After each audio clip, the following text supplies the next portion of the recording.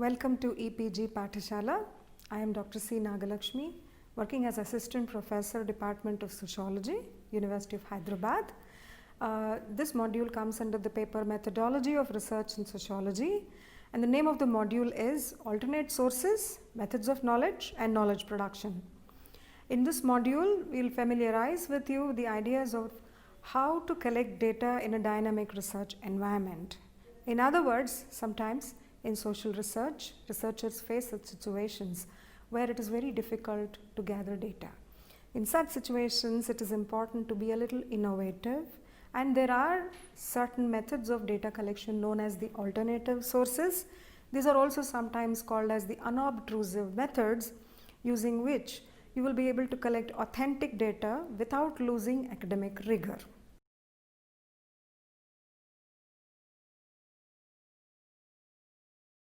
Social scientists have to deal with the issue of objectivity and collect unbiased responses during data collection from the respondents as well as informants during a survey. It must be noted that the process of eliciting the data is also social in nature, and this affects the interaction process. Knowledge is gained through the process of observation, examination or interrogation of the experiences, attitudes and beliefs of people who are the subjects of research. They are defined as the sample population of a study who are either directly or indirectly asked to provide information to the researcher. Such a process of soliciting answers to specific questions raises many issues. Thus, in a survey, only some of the identified respondents would be willing to answer the questions. Non-response to specific questions is particularly seen in questionnaire-based studies. The basic question that crops up in any survey research is, how are the respondents going to benefit by sharing their time, energy, and experience? As a corollary, even those who express their willingness to cooperate do not in reality take such an endeavor seriously, and on many occasions the answers provided tend to be in line with the study objectives stated by the researcher and with an acceptable self-image. Respondents also tend to answer in line with the expectations of the researcher during the survey interaction process. This is especially the case with interviews, during which the respondents' answers may be influenced by the words using during the interaction and the framing of the questions and the meaning constructed. Often, responses provided on items like literacy, income or expenditure match with social expectations. It is therefore argued that the technique of interview comes in between the interviewer and the interviewee. Respondents follow the sequence of the questions and sometimes adjust their answers and check their own consistency. Again, respondents could be reactive to the presence of the researcher and others. Therefore, there is a scope for receiving answers which are not so authentic and do not reflect their actual or real attitudes. This was proved during the well-known study conducted at the Western Electric and known as the Hawthorne effect. A respondent is likely to be influenced by the physical presence of the researcher and is in itself an influencing factor, shaping acceptable responses to the interview questions. To avoid this, the researcher has to be or become a part of the social group, and it's a very long and time-consuming activity to become a part of the studying group. To prevent such interference and to get rid of the influences of the attitudes, beliefs of the respondents affecting the survey, there is a need for innovative approaches to elicit data. Observation of social phenomena can be the best method for social research, but its scope is limited. Obtaining and examining the physical evidence such as written documents, voice recordings, and narratives, secondary sources for data collection, are explained in the previous modules of this program. Another factor apart from respondent activity that affects knowledge building in social research is the research environment itself. It is dynamic and sometimes presents challenging tasks to the researcher while collecting data. There have been several complex transformations within the society as well as within the social science disciplines to understand these phenomena. These transformations and the questions that are framed to study the social phenomena and the methods required to answer them have destabilized the traditional modes of thinking and knowledge building as well as the sources of knowledge. A new set of methods had to be adopted by social scientists to build knowledge on these complex interrelationships and phenomena. These new modes of knowledge building endeavors by social scientists have paved way to understand in depth the interconnections between several phenomena like race, nation, and gender. The orientation also has been that of accommodating newer methods, cross-disciplinarity, and thus offering much flexibility in methods, yet retaining the much desired theoretical rigor. These methods have been labeled and explained as unobtrusive methods. These newer research methods, other than the traditional or the old methods, are more adaptable to situations while eliciting information when it is difficult or challenging, and sometimes it is also dangerous for the researcher to remain physically present at the research site. In all such cases, the unobtrusive methods are useful, and as a corollary, such approach promotes innovative methodologies. The need for these methods also arises out of the fact that there has been a decline in the response to surveys in general. There is also some tendency of researchers to develop over-reliance on the volunteering respondents and to their responses. It is possible to use multiple methods during data collection and include some unobtrusive methods in combination with the survey research methods. Thus, the use of unobtrusive methods is actually complementary to the traditional or the usually established methods such as survey, and one can avoid over-reliance on a given method, including biases and reactivity, and especially in sensitive or adverse situations in the research field or environment. As against such qualitative methods such as ethnography, which are time-consuming and require constant presence of a researcher, which again can alter the respondent's disposition, these unobtrusive methods have some benefits.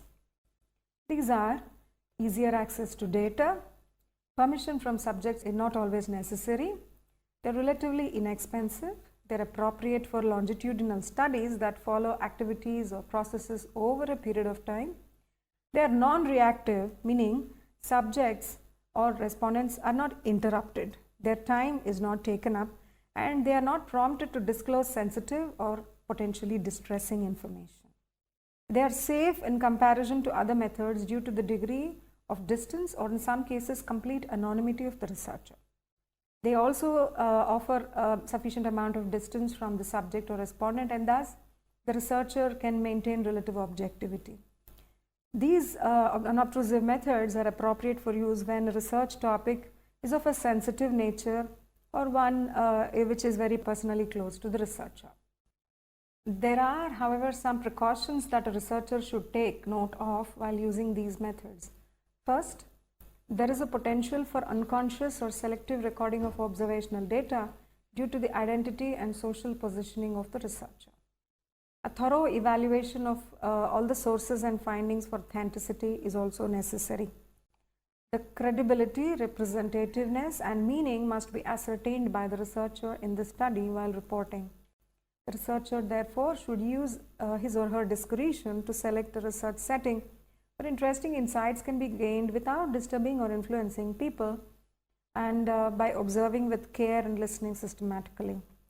So the repertoire of unobtrusive methods includes the following sources: written and audiovisual records, material culture, which includes physical objects, settings, and traces, some simple observations, and some of the techniques for recording or capturing of data, including camera and videos, etc. One of the ways of classifying these methods were offered by Lee in the year 2000, and they are found data, which includes erosion and accretion, captured data, which includes videos and still photography and visual sociology. Third is the retrieved data, which is further divided into running records, personal and episodic records, and the fourth source is the internet. And the first way of classifying data that can be collected through the unobtrusive methods, which is found data. Found data are nothing but the traces of the phenomena under study. The use of resources by population under study can be an indication of a particular phenomenon. This occurs as erosion, which is the frequent use of resources in terms of wear and tear, and accretion, which is the frequent addition to or what keeps adding up. Erosion. The levels of consumption or too much consumption of any resource or material objects leave certain traces. This aspect of research is similar to an investigation. Some examples of social aspects of erosion and socially relevant indicators of a phenomenon are accumulation and use of circulatory devices such as stamps, tickets, and pamphlets. The staining and wearing down of floor tiles in a particular area of a building are indicative of the social preferences of a population. For example, in a gym, the popularity of a particular gym apparatus can be indicated by the amount of chalk consumed and can be associated with the self-image and acceptability in a peer group of the people using it. The popularity of books can be gauged by the crumples, smudges, and finger marks, etc. on the book. This indicates the popularity of the book, of course. They also indicate the phenomena, aspects, or themes which are of interest to people and the reasons for the same. Pamphlets, brochures, and leaflets published in different languages and on several issues, they're used and thrown or retained by a population can be observed. Mementos and pictures on postcards purchased, the popularity linked with such social preference, affinity due to any social cause also can be observed. Cultural changes can be observed by the use of land for burials in rural and urban settings, the sizes, shapes, and designs of the graves. The cultural trends in the epitaphs have changed from complex to simple forms, or sometimes into simple forms from complexity, and the designs sculpted on these are indicative of the social differentiation and status. The second is accretion. Accretion is the opposite of erosion and is indicative of accumulation of evidence of social activity and some residues. The best example of this is the graffiti, which is writings on public spaces. These writings indicate the existence of conflicts in social groups and can be observed in some specific locations. These are indicative of the tensions in society, relationships in institutions such as schools. The content is indicative of social composition, social occupations, and the conflicts within these relationships. The quality of content indicates the level of conflict, with abusive and symbolic representations indicating the seriousness of the issue. One can even observe the garbage discarded. This is actually termed as garbology and can indicate consumption, accumulation of material specific to the preferences of the society under study. For example, one can trace habits of alcoholism by noticing the presence of such bottles and even the type and quality of such alcohol bottles in the garbage of a neighborhood. The advantages of these methods are that they are abundant, pervasive, low cost, quantifiable, and allow researchers anonymity. However, there are some disadvantages of found data, as these are very socially dependent and they take time to accumulate. And sometimes they are weak evidence for inference, as they give only conservative estimates for the concerned variables. The next aspect is the captured data.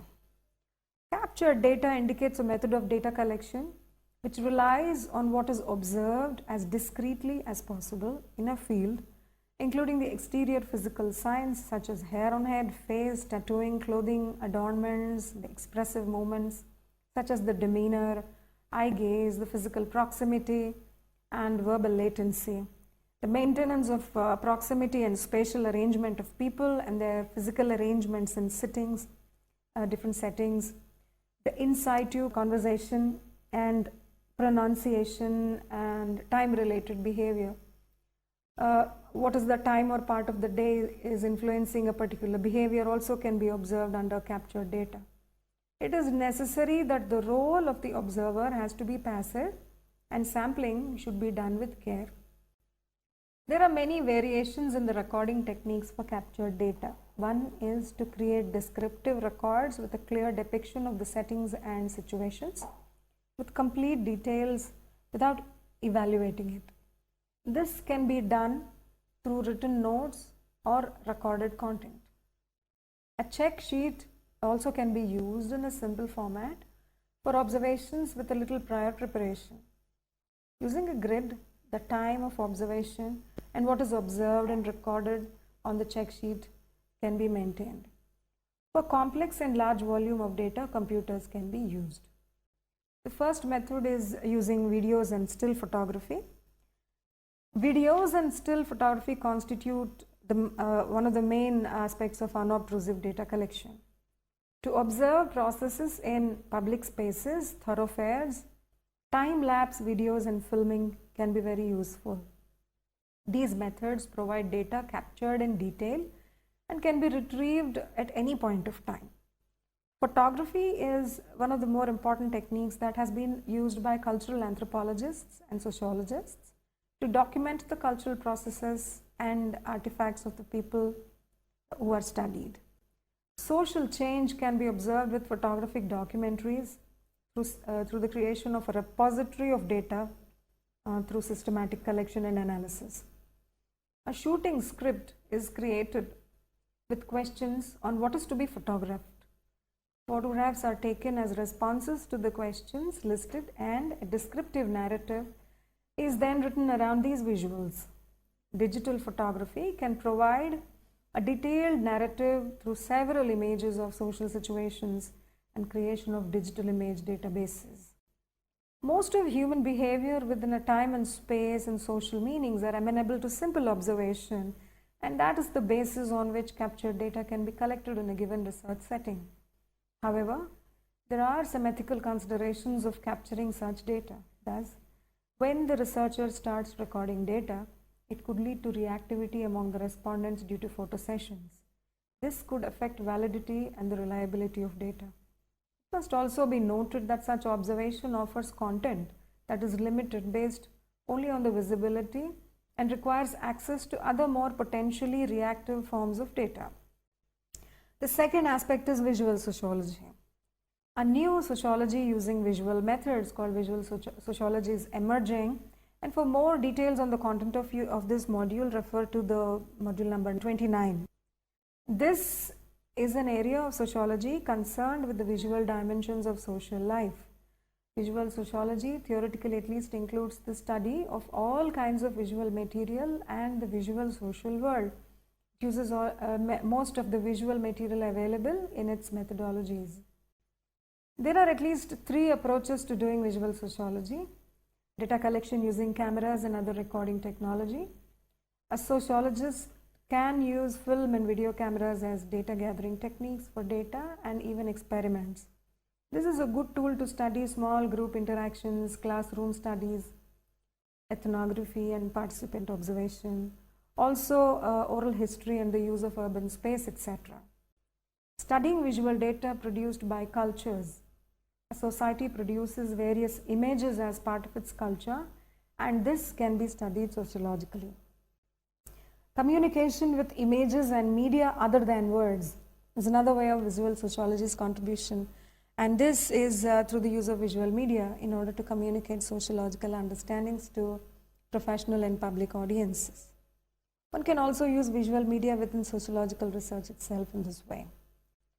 The third way of collecting unobtrusive data is through retrieved data. This includes running records. Data can be collected unobtrusively through repositories of records created by several institutions, including bureaucracy, such as population records, actual records of births, deaths, and marriages, and such. These can be classified into running records versus episodic and private records. Examples of running records include news archives and other mass media, reference works, records of proceedings in the public domain. These records also include factual material and cover lengthy periods of time. These sources are ubiquitous and do not cost much. They are less amenable to self-report and low on bias. The records that are provided by the bureaucracies actually allow the exploration of trends and temporal patterns. Apart from the bureaucratic sources for data, mass media, including the news stories, advertisements, photograms, obituaries, wedding announcements, are other sources that can offer running records for longitudinal and temporal analysis. There are also internet-based repositories of news and analysis available as archives.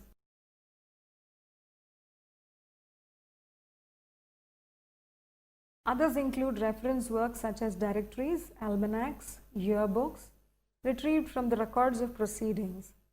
Documentation of discussions and decisions in institutions and formal organizations also can be used as running records.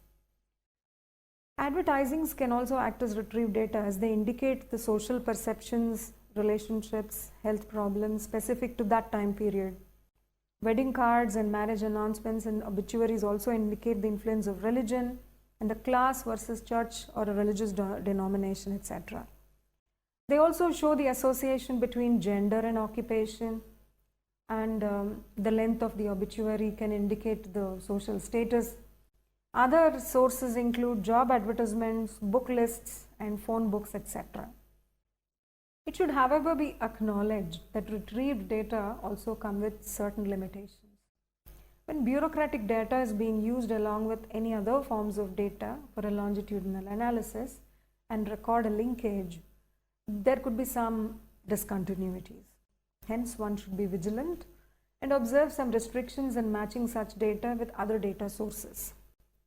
They cannot be used on an as-is basis, and one should consult with those who are collecting and producing them to know the intricacies and the context of the data from where it is collected.